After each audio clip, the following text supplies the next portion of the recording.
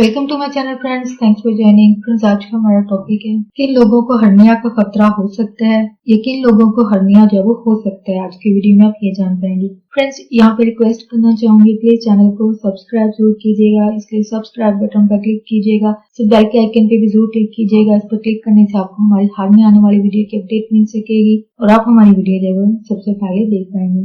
Topic की तरफ आते हैं फ्रेंड्स के हर्निया जो है वो किन लोगों को हो सकता है, किन लोगों को खतरा है कि वो हर्निया का शिकार हो जाएंगे। ऐसे लोग जिनकी फैमिली हिस्ट्री में हर्निया हुआ हो या खुद को पहले हर्निया की शिकायत रही हो, ऐसे लोगों को ज्यादा खतरा होता है। नेक्स्ट है ज्यादा वजन या ओबेसिटी यानी मोटापे की बीमारी का शिकार जो लोग होते हैं उनको हर्निया हो सकता है। क्रोनिक कॉफ है यानी दायमी खांसी, यानी मुसलसल जो खांसी करते हैं लोग, हर वक्त खांसी का रहना इसकी वजह है। दायमी कब्ज है यानी हर वक्त कब्ज रहना लोगों को, ये भी इसकी वजह बनती है।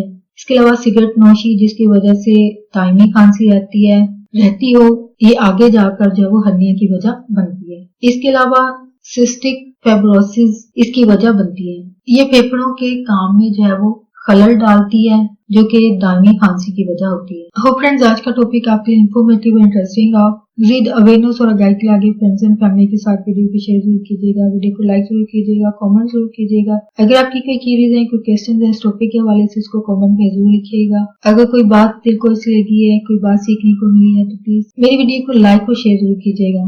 आपका वीडियो देखने के लिए बहुत शुक्रिया।